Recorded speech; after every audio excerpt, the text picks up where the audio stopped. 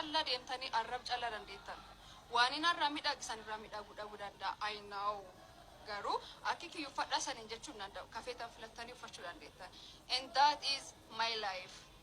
sarigale there very positive comment qabdan galatoomaa najira dhalfaadha warri as gubbaa oliif gannaatanii inaafan taa'uuf dhabbisan dhobe welcome to my blog list isanii jecha barhaara war positive comment qaban waliin callaa sochoonaa jechuu then nami cufana haa jaallat jechuun danda'amu na jaalladha giddiini maani isanii jechuun danda'u it's up to you garuu yoo na jibbitan you can unfollow you can block me it is up to you again and again garu as gubbaa naannoftanii waan isan tolchuu dandeen waan ani tolcheef callaa inaafarraa kaatanii waan intaan warri odeessitanu actually anini waan hedduu kaffaleeti bakki kan dhaqqabe so it doesn't matter waan isan haasoftanu hagas mar jiru kirrat dhibba fiduu danda'u I know garu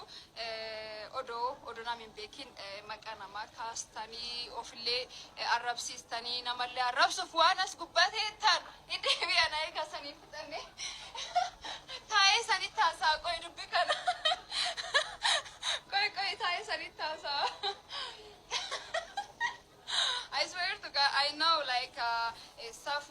safu man odo sanin jedhani like imbetan hikka isa I know media qabdanulle yookaan ammoo beeku fiyaltan yookaan ammoo waan nami beekee barachuufillee qophii miti kunechuuni maqaa Oromummaan hin naggaadina isaniyyuun jechumaan innani atini akkamiin safuu hin beektu safuun hedduu Oromoon safuu qabaatanii garuu inaafa mata keessaniit malee wanni Oromummaan wal qabatin jiru I'm trying all my best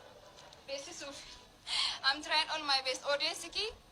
qabadhe beesisee malee aadaa kiyya namni na kafalee na beesisnaan jedhu hin jiru you have to know that thing garuu isan audience hagan ga'ulle warri argachuu nan deemu audience an argadheen inaafan kakkaatanii waan intaa warri haasoftan waaqii sanirraati akkaasu dhukkub kan barkum 2014 and to be honest with you waan kan kadhagay kalemoo yoo midhasan garuu yoo mijalqabdanii haasaa turtanii it doesn't matter for me still amara kon qabu garu ya kiyaye isa I guess like last day barkum 2013 like last day one time one kan isan beesisu qaba kanaafi hagarda homa naasofne homa jenne anin audience ki sab kan callaniti audience ki warri finfindeelle audience ki ya warri ka gambira jiranule audience ki ya audience qabun garu aada fi beesisee malee wanni Oromoo waltina qabde waltina baaste kan na tolchette birina kennitin jirtu I'm trying all my best culture kiya ummat keessa bay beesisuuf jechu isan ammoo kan tolchuu hin dandeettan warri as